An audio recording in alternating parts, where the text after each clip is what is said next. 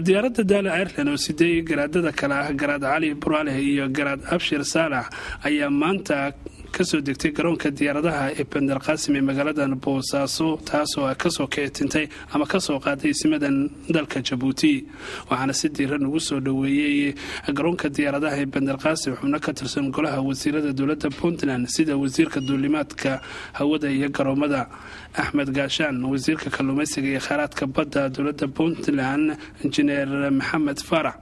Ahmed Karash waa garaad cali buraale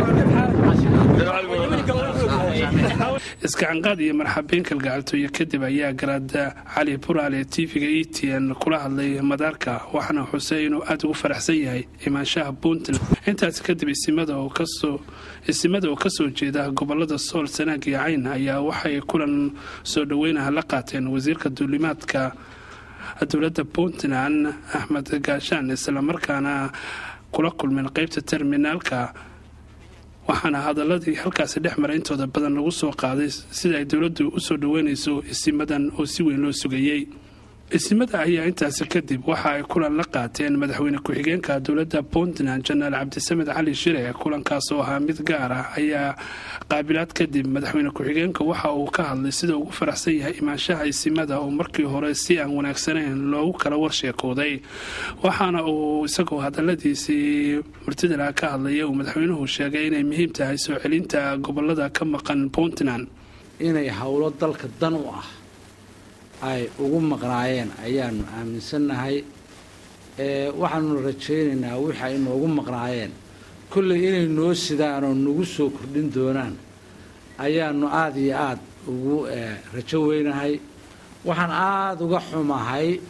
waxay Soomaalidu tiraahdaa sixunu sheeg sixir ka daran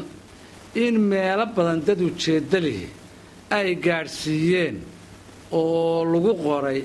garaadada waxa loo diiday inay dalka soo galaan bal waxaan u sheegayaa bulshaweynta Soomaaliyeed oo dhageysanaysa iyo gaar ahaan isimada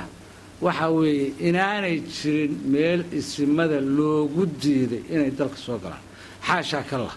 uma quudno isimadu waa madaxdayadii waa koofidayadii nin koofidiisa ama hooyadii caaya ama aabihi caayana kulli haduusan si kala ahayn ama waali u geynayn ama uusan wax kala ahayn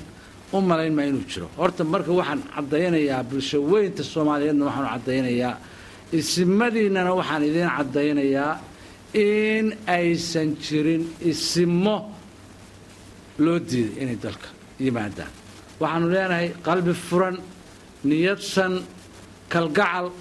ku soo dhawaada ayaanu maaragtay idin leenahay waxaan jeclahay inaan idin xusuusiyo maanta technology-gu meeshuu gaadhay waynu isla ognahay meel heer sare ayuu gaadhay maanta wax allaale wixii la rabo waa la falsifikaarayn karaa been abuur baa lagu samayn karaa waxaa laga yaabaa warqado aad xambaarsantihiin oo laga yaabo inay shandadihiinna ku jiraan in ay tahay saxiix la foorjargareeyey laakiinse wax kastaba runtu waa taanu idin sheegayno waxay jirto male haddii ay taasi jirtana ama af laydinka soo gaarsiiyo ama qoraal laydinku soo gudbiye mid wax ka jiraan ma aanay ahayn laba qodob oo nuxur badan xambaarsan haddii la fulinayo ama ayay aad iyo aad u fiicnaaba ka soo baxay laakiinse waxa weeye inaanay weedh noqone si practical loogu gudbo ayaa loo baahan labada qodob waxay ahayd midayn beesha aynu ka soo jeedno horta nin oran kara ama diidi kara beesha hal la mideeyo ma jiro waanu soo dhaweynaynaa laakiinse si wadareed oo laga wada tashaday oo laga wada hadlay oo wax la iska yiri ayaa loo baahan yahay in hawshaas loogu dhaqaaqo waxa kale oo jirta oo qodobka labaad ahaa in la xoreeyo dhulka ina ka maqan taa lafteedu waa shay muqaddasa oo biyo kama dhibcaana laakiinse isna wuxuu u baahan yahay inaanay arrintu noqon laabna la kacay lugana kuma taagnaya si qorshaysan oo cilmiyeysan oo murtiyeysan oo talagelyo leh oo in iyada lafteeda looga hadlo oo si dhaba wax laysaga weydiiyo. Anigu runtii 3 isim baanu ahayn shirka Nairobi aad ku maqasheen hadda aad sheegtayna labada arrimood baa jandhiisu ahaa ismadii gudaha joogay baa yidhi idinka sharciyo dibadda leh idinka naga wakiila oo na soo wakiishay haddii shirki dhammaadayna oo labada arrimood lagu go'aamiyeyna waxaa runtii ay noqotay inaanu ku soo noqono dalka si aanu isimadii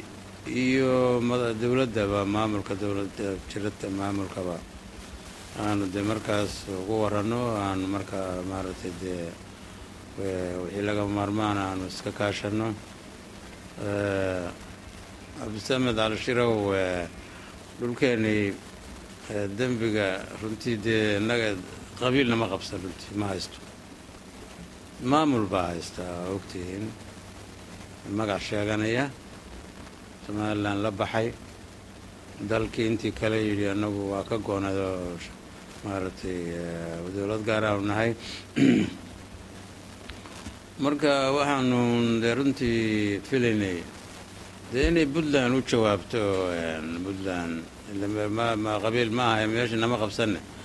dee maamul baa laga qabsaday Puntland la yidhaahdee in Puntland ay u jawaabto oo maaragtay dee dhulkii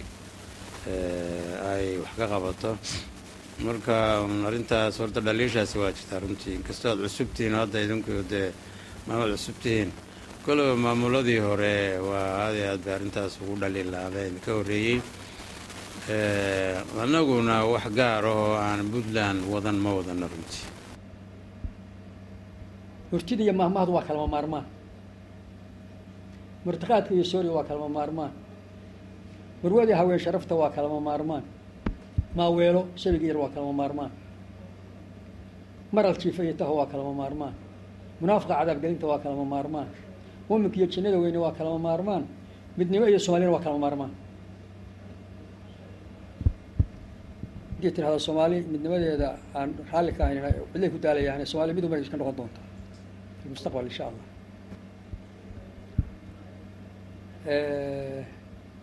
أفر كان راعينا إياه وحاولها هذا عصبين وكهل لنا أما كجراه. تجاه كان الله حين يدروفها كجراه دبعتها تذكيني. انتهى ديار وعندي بحريني.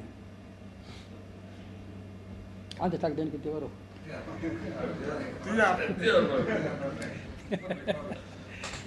ما تصدقي ما تصدق نقوم قاعد بوسي انت واحد قد بيصير يا بسم الله الكريم والله سو sheegay waxba ugu kala qarsoona annaguna hawl baan ku maqnayn aynu wada leenahay mid kaar ku aanu maqnayn إذا نحن كنا ولا مش جوان حلقوا صارين نحن واجب كسب يعني كسب حوايبه